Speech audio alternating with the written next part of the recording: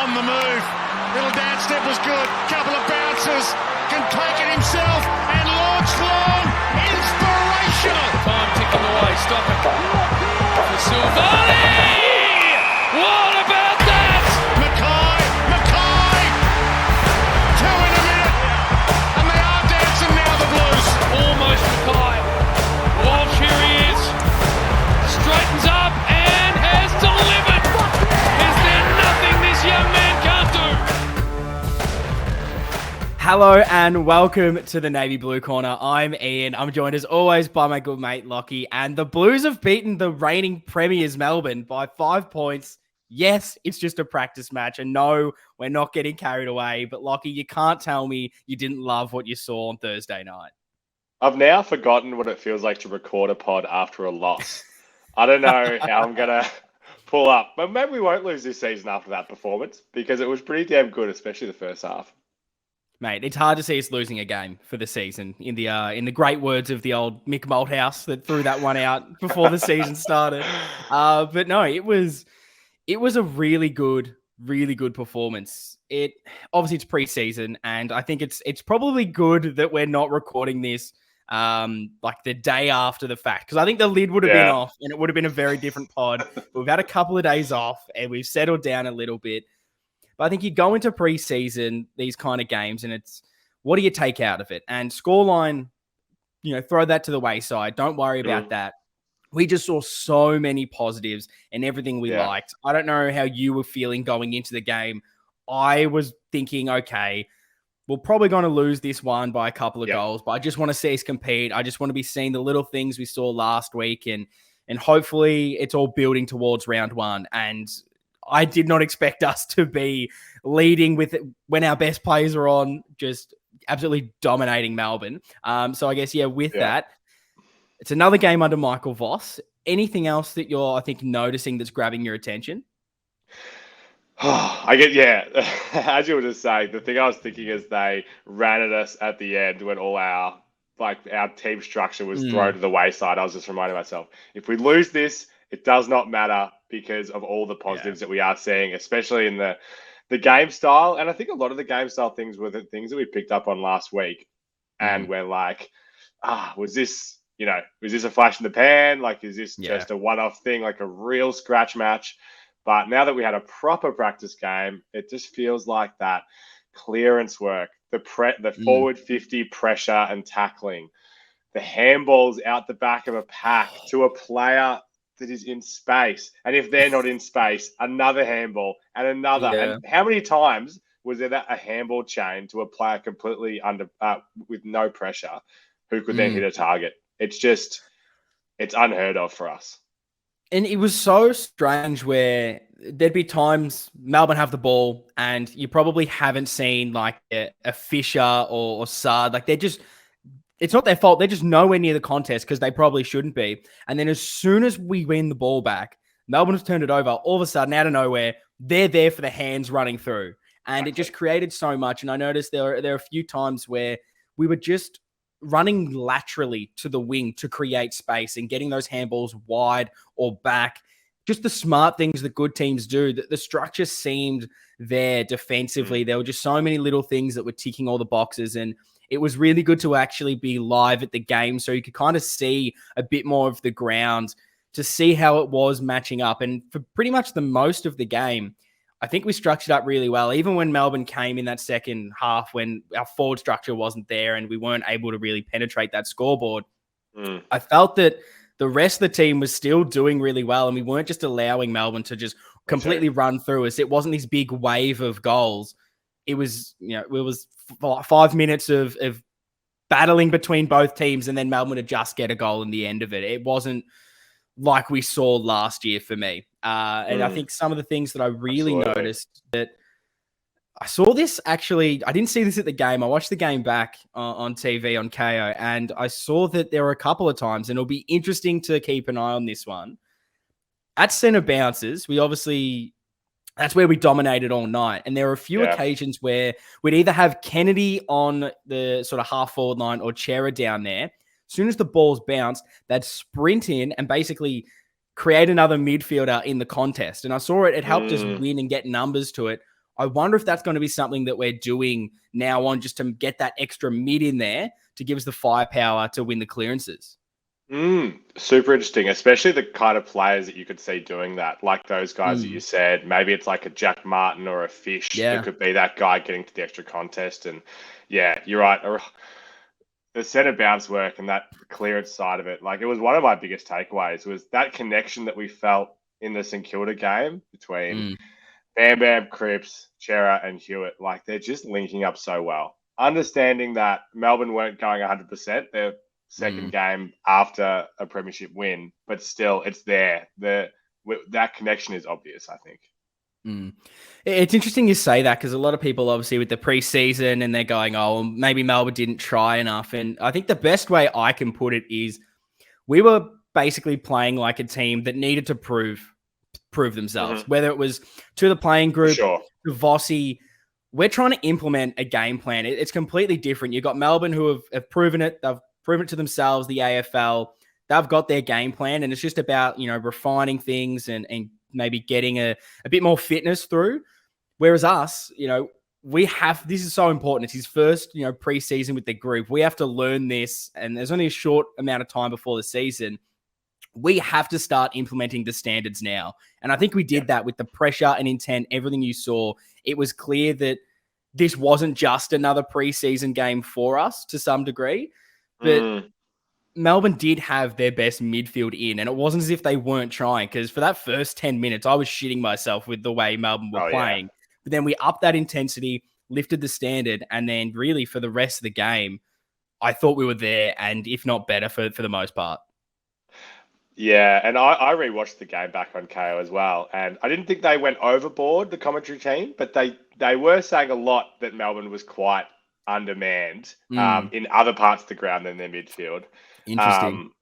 But yeah, and like you said, like walking into the game, it's like, all right, looking at this back line, got Young having his first crack, McGovern there, McDonald doing the big job. It's like, okay, what are we going to get from this back line even? Yeah. And there was just so many of those little questions that we had going in, and like pretty much every area of that was a positive outcome, I felt. It was interesting with the outs that they were often talking about in Melbourne. Like, I know there was a couple down in their back line. Are they forgetting about Wiedering not being there for us? And then, Walsh not being in the midfield, Curnow not the forward line. Like, we have a lot more outs than they had, which I thought was very interesting. That was never getting noted. Even in the second half, they'd rarely mentioned that we just took off our whole forward line. But was there anything else that I think impressed you with the game plan, or any just little things you were seeing that were different from maybe last week or last season that you're starting to just see a little bit more of as we head into round one? I'm so excited to see, I guess, the composure piece.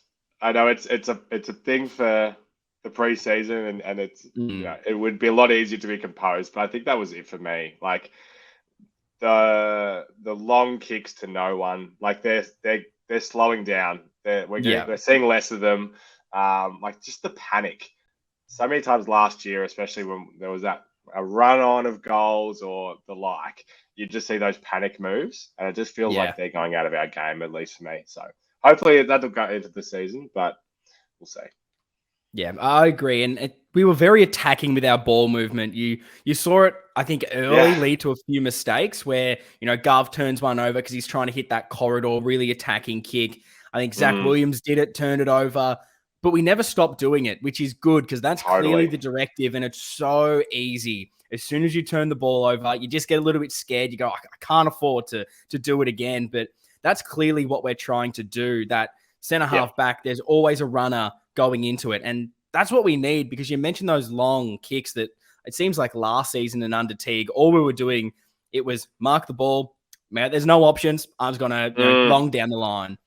And that's just not going to work. And there are a few times we even sort of aimed to do that, and all of a sudden then we have a quick, short kick, and almost like we've bluffed them in a way, which I liked. We're always looking for it. And, the long down the line kick's always going to be there. It's going to happen at some stages, because good teams will defend the ground. But it's just amazing that we are really big step up, I think, from last season. Yeah, absolutely right. Yeah. And look, I've got a couple other things that I noticed. It wasn't necessarily game plan, but I think it's just little things that have changed. And that is the amount of second efforts I'm seeing that Yeah. they're just these little things and they're not massive. And if you're not paying attention, you won't notice it. But I saw like Setterfield do it a few times where he'd maybe like fumble the ball, Melbourne get it. And it's just that second and third effort to just keep scrapping, keep putting the pressure on, and it ends up going out of bounds. Whereas I think last year, we maybe don't go in as hard and then Melbourne just get the ball out and they keep going. And O'Brien did this quite a lot. He did make some mistakes by hand and by foot, but straight away he's there to try and mop that up and make up for it. And there were just a few of the times where we had no right to get the ball back or to make Melbourne make the mistake. But it's balls in the air, probably shouldn't even make this contest, but we just get a bit of body on and all of a sudden they haven't taken the mark. A few times Jack Martin chased down and he had no right getting there, but just gets a finger on, I think like Petrarca, he ends up kicking the point. Little things like this and the perceived pressure of never giving up, going the third and fourth and fifth time to get the ball out of bounds, get the tackle.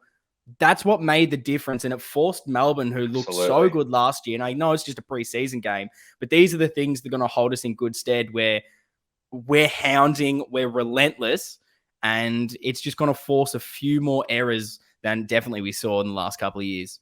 Oh, I couldn't agree more. And I was thinking this at the game. I'm just hopeful that like those guys that you mentioned there, your O'Briens, your Martins, they were the ones that were doing it. And it's like, don't let this just be your round one push. Don't let this just be you try to impress. Because O'Brien, I thought was really good in total. Please don't let that just be you try to cement your spot. Because you're right. Like that's the difference between what's going to make us a good team or not this year. 100%. So speaking of players, whose performances stood out for you? Obviously there were a few of the big names that went big. I think we'll definitely get onto those, but were there other players that maybe you didn't expect to have as good a performance as they did? There was plenty of that. I think I could probably talk for a couple hours on all the positives, but maybe we'll start with McGovern because it's always just, we've just been hopeful all off season, but never really knew what we were going to get and whether he'd be able to do it. And I felt like even the commentators, when I watched it back, they're like, oh yeah, like we know McGovern can intercept. We know he can use the ball well. I'm like, do we? What do you mean we know all those things? I don't know if you guys have been watching, but we have never seen a Mitch McGovern look like this in a Carlton jumper. No, we definitely have. And look, Jeremy was so good for us on Thursday. Hopefully we get more of that. That's a confusion. Yeah. Seriously, it was as if we had just somehow just got Jeremy in. No one knew, chucked him in the 11 because Mitch was just unbelievable. His ability to intercept, we've thought it was there, but it was so good to actually see it. And like, it's still going to take a bit of time. It's still a new role he's learning. But just so positive to see him, be able to float off his man and do it well. There's not many times that I noticed that came off and either didn't influence the contest or it came out and his opponent ended up getting the ball, which is definitely really positive signs. And then, as you mentioned, he's one of our better kicks and mistakes are going to happen. That we're going to get turnovers because we're trying to attack so hard into those hard kicks on the 45. But for the most part, I felt he did really well and was able to drive a lot of our scoring just from what he was doing. And if we can get anything like he did Thursday night in the season, this backline's going to shape up really nicely. Yeah, and we know he's a guy that, well, we don't know, but we assume he's a guy that's been down on confidence with all the injuries he's had, and then when he's got back into the side, hasn't performed well.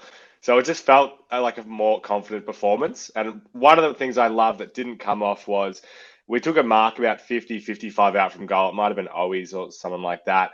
And he runs past for the handball, gets the handball, has the shot on goal. It doesn't come off, but it's like, this is the stuff we want to see. Like, yes, call for it. Have a crack. We know that you can do it at your best. So I'm just so pleased that we've got that option now. 100%. And hopefully that's just that little bit of confidence where he's going, yeah, give it to me. I'm going to make stuff happen, which is lovely. Guy I want to talk about, and maybe this isn't one of the underrated people, but he's someone that last week I said I wanted to see a bit more of. And it wasn't as if he had a poor performance the week prior, but I was just hoping to see that little bit extra. And wow, did he deliver? Matt Kennedy was ridiculous in that midfield. And obviously, we've got these shiny new toys in Chera and Hewitt that are impressing and super exciting. We've got Cripper doing what Cripper does, and he's the one that's going under the radar. And gee, I couldn't believe what he was doing. The worry for me still was, okay, how's his mix going to work? Because we've obviously had a couple of seasons of, Curnow, Cripps, Kennedy, and it's like, oh, is it a bit slow? Hewitt's not the fastest guy, but he definitely covers the ground amazingly. And you got Cherry in there. It worked. The bigger bodies, the movement, they were all covering the ground so much better than I've ever seen. And I think the way that this midfield sets up and the way that every single person is in there trying to win the ball, getting those hands out, we have so many different options of the outside players, of the inside players running, that it's going to help Kennedy become an absolute gun for us. And he's just another piece where, okay, you've maybe nullified Cripps 1 week, but then Hewitt dominates. And okay, but you've stopped him. But then Chera comes out. Oh, and then you still got Kennedy, who's going to get you 30 touches. It was something that over the last few years, the midfield's been the issue. It's you write down the names compared to other teams, and it doesn't stack up. And that's where the game's won. It came up against one of the best midfields in the comp, and we completely dominated. Those center clearance stats were ridiculous.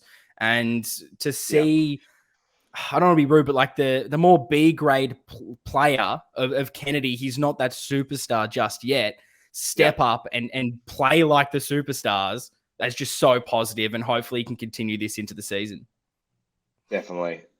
For me, it feels like a case of what we've been talking about, where you add those couple guys, Hewitt and Chera, and it just, even though that is already an upgrade of talent than who we already had in there, it's now just elevate 1% or a bit more everyone else around them. Like you said, take some pressure off Cripps, take some pressure off Kennedy. He doesn't have to do all this load, and then he can go out and have 37 touches and doing everything. Like, his marking around the ground is silly. Like, speaking of players that have no right to be doing something, he just absolutely picks the pocket of everyone out of the air, kicks goals, could have had 4, to be honest, if he just kicked a little bit straighter. Yeah. Oh, so much to be pleased on with Kennedy. I love him. And getting those midfielders to push forward and kick goals is another big component of just how good we could be, because you need that. And we've spoken about who's going to kick the goals on the forward line. And just to have him kicking 1 to 2 every week, if Cripper can kick 1 to 2, he doesn't have to kick 4 every week. It's just going to be amazing. And I don't want to get too ahead of ourselves, because we haven't seen it all the time, but if we can replicate just a fraction of what we saw in this game over 4 quarters for most weeks in the season, it is going to be incredibly exciting. Who else impressed you, Lockie? Well, I tell you where the goals are going to come from. They're going to come from Dirds, and they're going to come from Owies, because they got me licking my lips throughout this one.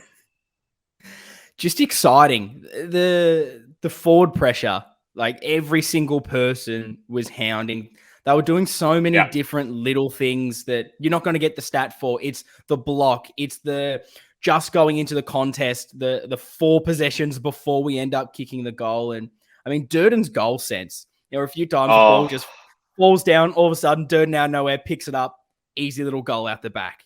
And that's small forward craft. We haven't really had anyone like that. Like, Eddie Betts does all the tricky things, but we just, off the fall of the ball from the pack, we haven't had that kind of small forward where the ball hits the ground and he mops it up and kicks the goals, which I'm excited. And hopefully, fingers crossed, he's okay for round 1, because he's exciting. And always he adds something a little bit different in there. He probably didn't get the plaudits this week on maybe the score sheet, but everything he was doing was helping to create. And this you've still got a Motlop. You've still got even Honey to potentially come in. Jack Martin to hopefully get that little bit fitter.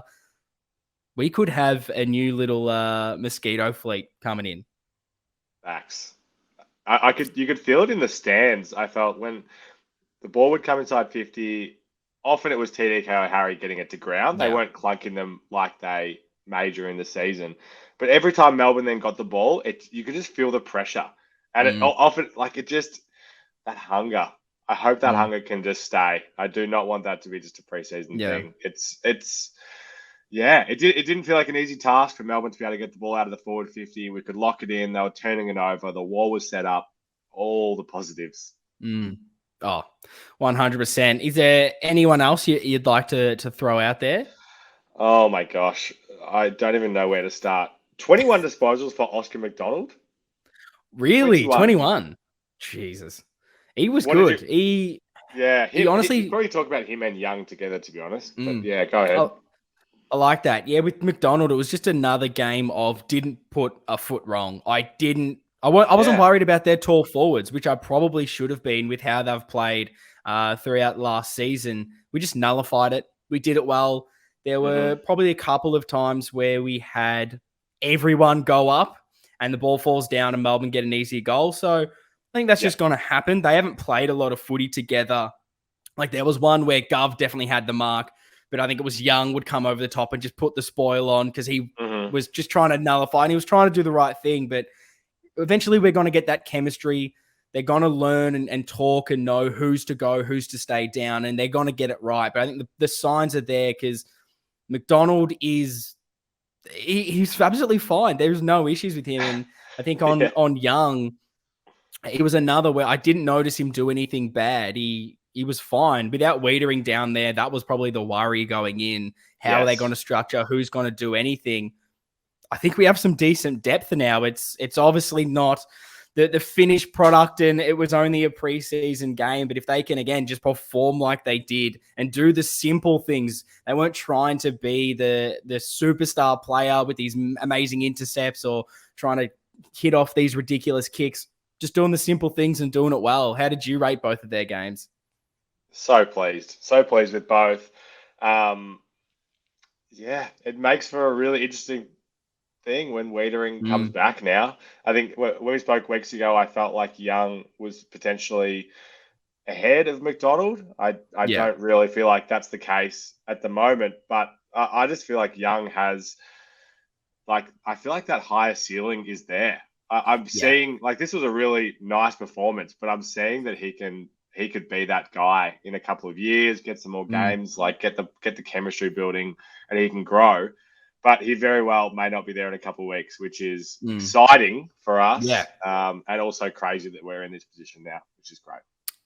I definitely feel the same way on that, where like Young, he still seemed a little bit green out there. We could see at times with some of the Definitely. contest, he didn't quite nail it, but did enough to, get body on it, get the ball to ground. Whereas I think McDonald he looked that little bit of that standard above. But I agree where you're Great. saying, I think that is just McDonald's standard. I don't necessarily see him going to another level where I can see Young doing that with the age and obviously the experience. He's going to hopefully grow into that. But it's just good to finally have a bit of depth, Oh, even though none of them are, the superstars of the game. Hopefully they can become that in the next couple of years. And you still have even a Marchbank who we don't know what we're getting back with him and ooh, how does he fit into that back line. It's hopefully a lot of positives. yeah, And it's probably the only other one I want to touch on was, I guess, like an O'Brien who yeah. last week played really well, but a lot of people were unhappy with his mistakes. I sort of noticed a little bit of that again. There were some mistakes, but I just love his work rate and everything he does. I mentioned it a little bit earlier where he makes that mistake, but he works twice as hard just to try and get that ball back. And what he's going to do for us on the outside spread is something that not many people on our list can do. And yeah, I think he's pretty Mm, much nailed down that wing spot for round one. I don't know if you feel yeah. the exact same way. I absolutely do. And I kind of feel he's a bit in like the McGovern boat where just get more and more good performances like this in, Mm, and that will help elevate him because he's a guy that, like as we know, he's been in and out. He does some silly things at times, makes some bad mm, mistakes, and that can't be good for his confidence. So in this game where a lot of other good things are happening, hopefully that'll be a roll-on effect into the mm. season. Because yeah, I Yeah. agree. He's locked that wing spot down. And I thought last week against St. Kilda, there are a few times where he was sort of competing in the air, and I felt he struggled. That was definitely a weakness in his game where the ball would come up, it'd be competing with his opponent and just would lose it outright. And he came up against, Langdon, who's one of the better wingers in the competition. And something I definitely noticed on the replay, there were a lot of contests in the air that he either nullified or ended up winning the ball from it, which was a good step up from what I saw the week before. So if he can just get a bit of continuity, get the games in, I think we're already starting to see a bit of that confidence grow. And who knows what player he can basically become. Love it. Just to touch on any last players, I think there's one big one that we haven't spoken about just yet that may have kicked a couple of ridiculous snags, Lockie.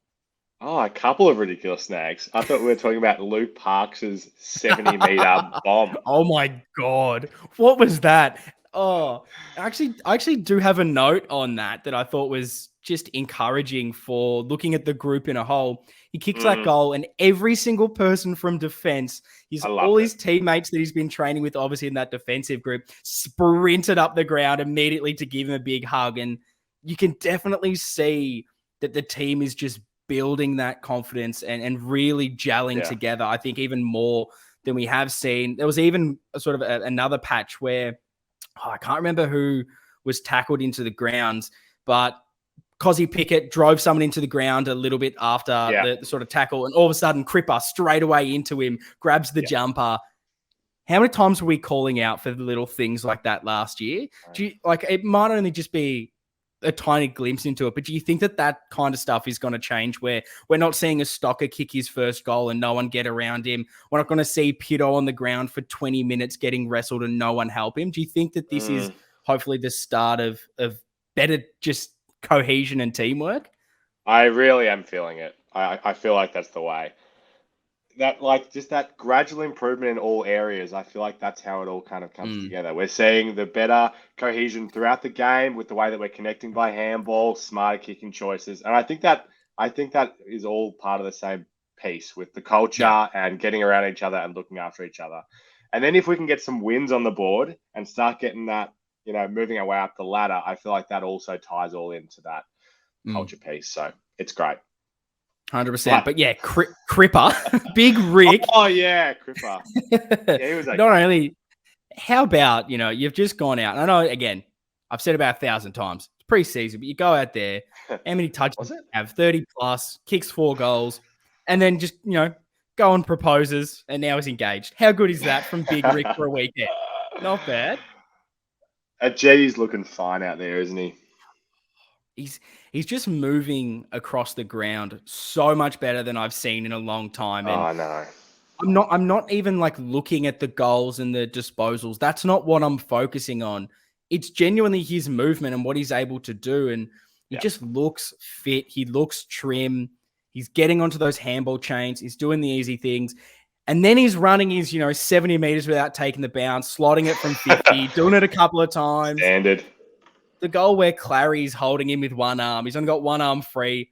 He's just so strong. He's like, I'll just kick it over my head. Another goal, boys. He's just, we don't necessarily need him to kick 4 goals every week, but just to know that obviously he's capable of that. And if he's back to his best, this is going to be one scary, scary midfield. They chucked that message up on the broadcast. Played with a fractured back last season. And it's like, oh, yeah. Yeah, okay. And okay. So he had a little bit of a down year. Yeah, fair enough. And he just looks it's 2018 Cripper's back. What are we talking? What are the Brownlow odds? Let me have a look while you get. 100%. It's just, we love it. We love to see it. It's what we've been crying out for. And obviously adding other pieces around him is going to lift what we're seeing from him.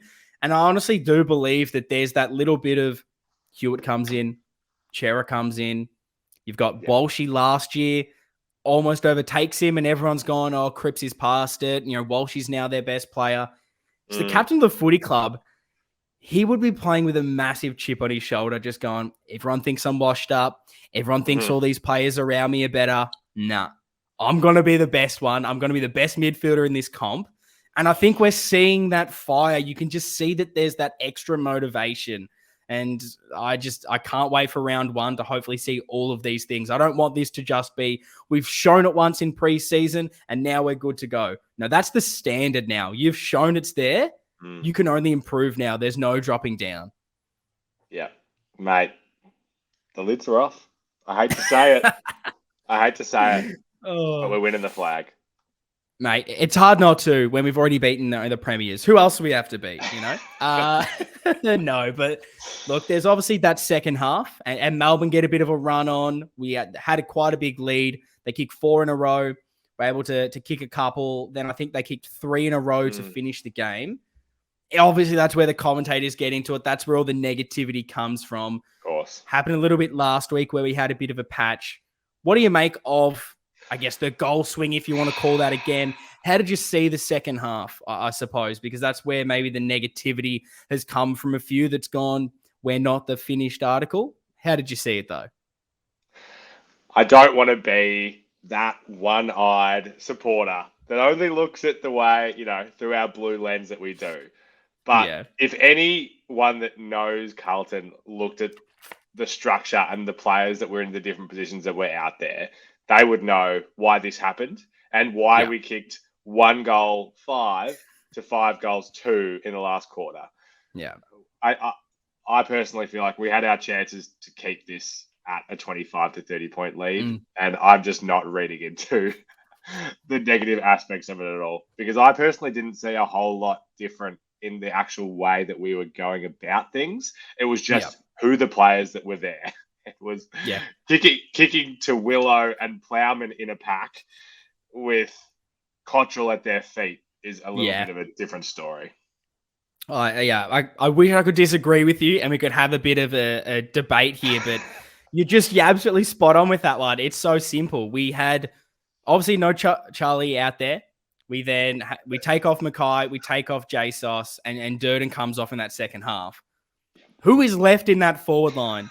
And clearly no one, because at one stage it was Cottrell, Parks, Plowman, all in that forward line. And you can't look at that and think, oh yeah, Carlton are playing the exact same way as they did in the first half. It was just obvious. You take away the Durden and Sauce pressure. You take away the marking ability of a Harry.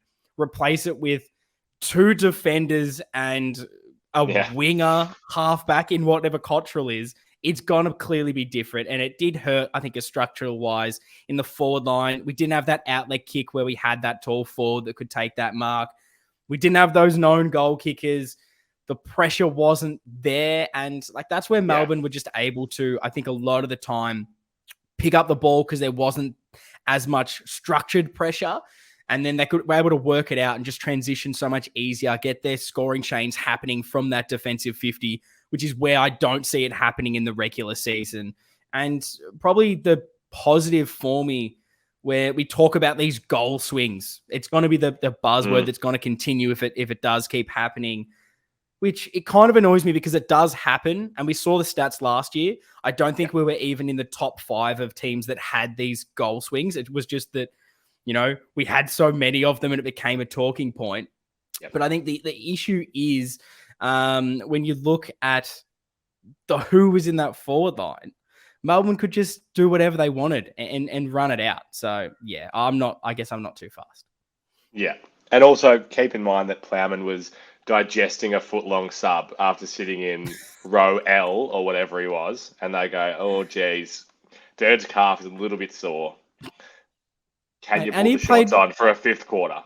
Yeah, he'd already played 4 quarters in the VFL. And look, I don't want to say it, but he looked all right in that forward line at some stages. He had that one kick that ended up setting a goal. He took a mark. Who knows? Maybe he is going to become the premier forward in the competition. We could be having a very controversial Best 22 episode. That gets me excited. I'm excited to record that one. I guess, is there any other, positives or negatives that you had from that game at all? Again, I feel like I could do positives for an hour. There was just so many little performances that were really pleasing. And I know I'm trying to keep that preseason bias out and say we needed to see Fisher have a good game. A poor performance from Fisher would have been really disappointing and may have put him in jeopardy. But it's so hard not to think positively about a guy like him, where I know you would have been loving his game because you're on the Fish bandwagon more than anybody. But so am I, because it just looks like he has that little role that he plays really well. Maybe locked in.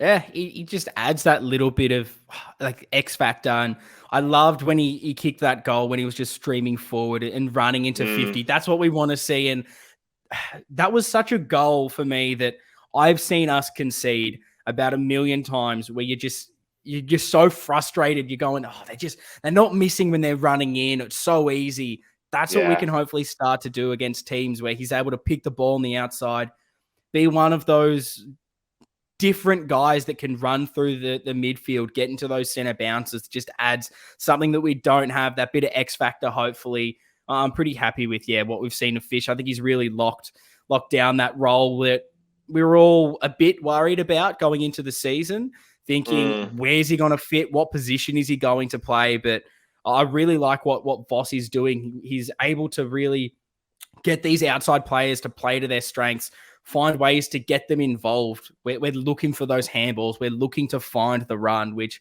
we just never have really over the last God knows how many years. And as far as the other positives, it was something that I think I got halfway through talking and then completely forgot what I was saying. But with the goal swings, I remember what I was talking about. Oh yeah, goal swings was basically just how when Melbourne did get the run on, it didn't feel like it was just goal, goal, goal, goal. Maybe like the Port Adelaide one was last year. We really just nullified it. It was almost the 5-minute scrap that eventually get that goal. And when Melbourne did get that bit of dominance, because our obviously forward structure was a lot different, we just didn't allow them to dominate. They had a little bit of that dominance, but I honestly didn't feel like it was as bad as it has been. We were definitely in there, still doing the right things, trying to move the ball forward. And then eventually we did get a patch where we were able to calm things down, look for the short kicks, build it very slowly. And then all of a sudden there was a stretch there. I think we had about 3 set shots in 3 minutes, but we ended up missing all 3, which goes to your point of the easy misses. Kick a couple of those and the game's over. And in Melbourne, don't come into it. And I agree. As soon as we get those better plays in our forward line, that we're not resting them because it's not a preseason, I can see us in those situations where the teams come and the pressure's there, we just kick away and the professional performance does show there. Exactly. A couple were easy ones that should have gone through, and a couple were like bombs from outside the boundary, from outside 50, where it's like game on the line. If you're not Jack Nunes, maybe that's just go to the top of the square. But Jack Martin's like, I'll have a ping. Why not? We're still up by 25. Why not? It's preseason. I may as well have an attempt. Exactly. See what I can do under pressure. I guess last thing, I don't know if you have an answer to this one. I'm going to throw you under the bus a bit with it. Okay. But we've been pretty positive in this episode, as I think it's pretty hard not to be from just all the positives we've named so far. But are there any, I guess, big question marks or big questions that you haven't had answered so far in preseason? Definitely. The second wing. I think I'm interested to hear you spoke a little bit about Setterfield, but I'm not sure. I think it might be a bit easy when Walshy comes back. Not necessarily that'll be him, but that we'll have more quality options. I think that's one where, it's not the end of the world, but I don't know. I just don't know if it's Setterfield's role. Yeah, it's definitely the big one for me as well. Looking at it, Setterfield was fine. Again, didn't do much wrong, but wasn't as exceptional as I think you look at your Lockie O'Brien on the other wing that's winning a lot of the ball, working hard to just get to every contest. Just wasn't as flashy. You look at the names that we threw there last week, and Nunes was the only other one. This week it was Ed Kerno got a bit of a run through there, which I don't necessarily love. He was definitely looking quite underdone throughout that game. You could see him almost hobbling at times with that knee. It's definitely not 100% there. And then late on, when we had just bought all these different players on, Willow, I noticed, had a couple of chances on the wing, which maybe that's something that we can experiment a little bit with going forward. It's something we've wanted to see. So I'm probably disappointed we just didn't see more names flow through there. I would have liked to have seen maybe a Boyd get an opportunity on the wing to see what he could do. Maybe a Fisher spend some time there, or a Jack Martin. Just change it up. At the moment, it seems like they've just almost given it to Setterfield, which, yeah, with as you mentioned, with a Walsh coming in, whether him and Chera spend some time on there, or even a 38 possession in the twos. Doherty comes in when he's good to go on the wing. Who knows? But yeah, that's probably the big position that just hasn't had enough people going through there to say, yes, this is fixed now. This is sorted. Yeah. And I think the other one, now that I think about it, is, I don't think I'm going to have a good answer to this until well into the season. But the rucks and how that is going to work. Because, man, like, if TDK is not in this best 22, that seems absolutely insane to say. Yeah. But structurally, I don't know. I don't have the answer. Yeah, it's going to be a discussion that I think we're going to have in depth in our best 22 episode coming up. But I agree. It's almost like a bit of a positive that's become a negative in a way because we just don't know what to do with it. Because I think Pito played pretty well in the ruck. He did all those nice things. And if he's going to be the ruckman for the rest of the season, you're not going to be unhappy. But then you look at just what De Koning brings, and he's that little bit more raw, but that leap, if he took that screamer, he could have had about 7 of those earlier in the game as well. He was bound to get one, and he just seems to have, I've used this word a bit in this episode, but just that little bit of X factor, just something different that other teams don't have. His leap is ridiculous. His athleticism, what he does, and he still was fine in the ruck. I want to get the stats up to actually look at how many center bounces that man did attend, and it was only 5 in the end compared to Pitt, who had 26, and JSOS had 1. So we didn't seem to really use him in that ruck role. We only used him a bit around the ground, which was interesting. I'm not too sure if that is because of some conditioning or whether it was simply we only really had Harry down there, and then when he went away, De Koning's going to be that next agile forward, and so we just decided not to put him in to the midfield. But yeah, I agree. If we don't see TDK in the team, that's going to be pretty upsetting.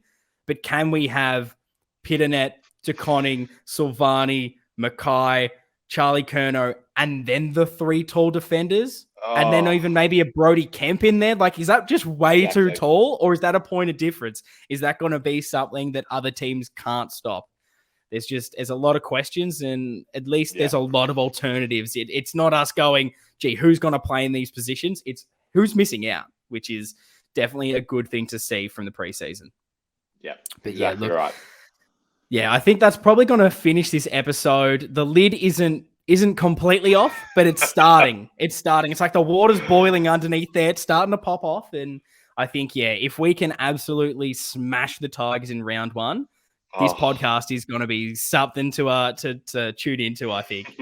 But look, that's going to finish this one. We're very excited for the season. There's plenty of content coming up, so keep your eyes peeled. See you guys next time.